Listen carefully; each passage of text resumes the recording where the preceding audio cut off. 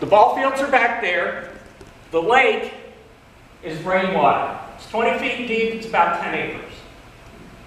We are watering the ball fields with water from the lake because we had to put pumps in the lake anyway. So we came up with the idea, we went with Parks and Rec and we said, can we connect your sprinkler system to the water from the lake? And they were like, yeah. So let me tell you about the conservation side. We saved the city of Newport is about $37,000 a year in water. Plus that also conserves water, potable water, for other uses. So we're using rainwater to water the ball fields, and isn't that great? Again, it's innovation. It's people working back and forth between different departments. Okay? Eventually, it's watering the ball field.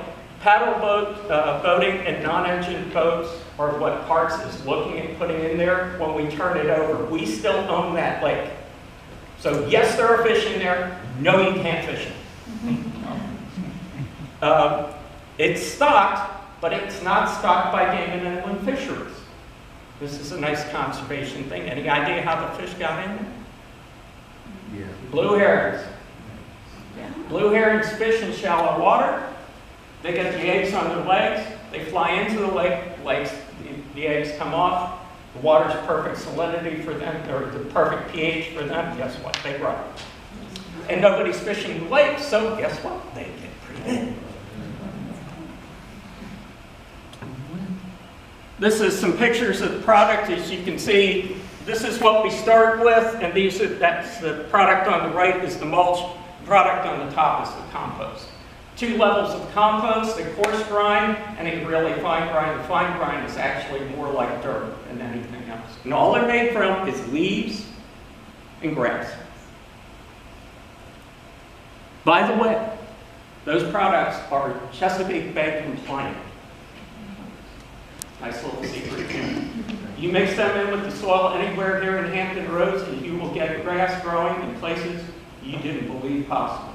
You put this beneath a new tree that you're putting in, that tree will grow at an amazing rate. Master gardeners love these products. There's another picture of the park layout so you can get an aerial view. And this one here I want to show you. Okay, you see all these dots here? Too many to note, right? The red dots are gas intrusion wells to make sure that the gas from the landfill doesn't wind up permeating our landfill. The blue dots are water wells. The dots here, which are about 45, are actually gas wells. We drew natural gas off of this landfill until last year. And we were providing gas power to Mary Passage Middle School and the Denby Rec Center. Currently, the amount of methane in the landfill is now so low that we can go to passive venting according to the Department of Environmental Quality and the EPA, which is a good step in the process to make it public use. Let's see, so we'll give you some. This landfill, big as it is, was only in operation for 14 years. Okay? It was permanently closed in 1996, so by 2026, we should be able to get a clean bill of health for the entire facility. And we're already working with Parks and Rec to develop the trails. We've got this really cool product that we can put on the mountain that's made in Newport News. It's a combat concrete. It's actually fabric that we put on the lake banks and we can put on the sides of this hill so they do not erode when people walk across them. It's really cool. And you can see this shot here at the overhead of the lake. You can see how deep the lake is. But here you can see what we call the lunar landscape for years. Again, today if you go out there, you'll just be amazed to see what it looks like. Okay, past and the future. This is a very important thing. How many of you know about biochar? Okay, good. What you are looking at here is biochar on steroids. Biochar is done under 700 degrees, ideally under 400, okay? But when you take it up to 3,000 degrees, you can pretty much disintegrate everything molecularly disintegrate whatever you put in the unit, which means things like mattresses, box springs, tires. What it does is the unit actually takes out the constituents. All the chemicals are removed. The gas is removed. You generate electricity from the turbine can be powered from that off gas. Used all over Europe. It's basically taking biochar, which was developed by the Incas, okay, and it takes it to the next level. These are being built in the U.S. by U.S. companies. One of the companies that's interested in the technology is our own Huntington Ingalls shipbuilding. What these things are is ultra low emission. It's not, gasification is not incineration. You grind everything up, it goes into the chamber, and it generates heat. Once you get the heat up to temperature, it self-perpetuates. The unit that we're looking at, that was proposed for us, was proposed by a company called Ares Energy out of Sacramento, California. They make them for the Department of Defense, for the facility at China Lake, which also happens to be the national Mustang and Burro refuge. They generate 250,000 pounds of manure every year. It goes into one of these, and it powers the base. Isn't that cool? Gasification is just, it's an amazing technology. I've got a couple of links up there, and if we had time, I'd show a video, which is, but we don't have time. And my colleagues need to get up here and talk. But that's the future, ladies and gentlemen. That's the future.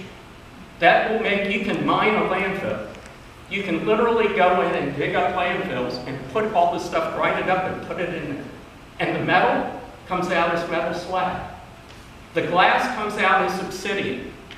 Any geologists in the room? You know what obsidian is. Guess what? It's ultra sharp and it's clean and it's perfect. Then you get an aggregate. And this aggregate that you get is all but fireproof. And you can make it into concrete, you can make it into blocks for homes. They do this all over Europe. And as a matter of fact, in Germany and England, they're mining old landfills to the point where they're going in and just digging up landfills, but now you render the landfill usable again. In other words, you can put human contact back in. So that's my pièce de résistance, and that's basically what the facility looks like today. And I will share with you this we have found that nature found us a solution for our Canada goose population. It's called Wild E and Wilma coyote. Coyotes are interesting. I'll leave you with a little tidbit about coyotes. Coyotes, like our people, when they're landscaping, they're cutting grass. Any idea why? You see everything. Close. Chases the grasshoppers. They eat grasshoppers as a snack. We had some of our staff were getting very concerned because we would see these coyotes and they'd be near the lawnmowers, not like right on top of them, but like maybe 20 or 30 feet away. And they'd just be standing there. And they'd be waiting for him to turn the mower around. And it wasn't until we talked to USDA down in Suffolk that we found out what the reason was. The USDA said, don't worry about them. So long as they're not going after people, we're fine. And guess what? Now we think they've had pups, but we're not sure. We do know where their den is. And we have this really cool drone that we use for, we also do our disaster programs for public works, are done by our division. So we have this really cool drone, and we've got pictures of them from the drone. Our facility, one last thing, our facility, in case you didn't know, one of the things that we've been able to do, we had a need in our police department for area to train our canines. Well, at 237 acres, 238, okay, they needed a place. We've got a place. Guess what? Dogs like it. Guess what? The handlers like it more. We think it's hysterical. We've got 3 bloodhounds in the city. One of which has got this thing for my chocolate lab, but that's a story for another day. Okay, thank you very much for your time.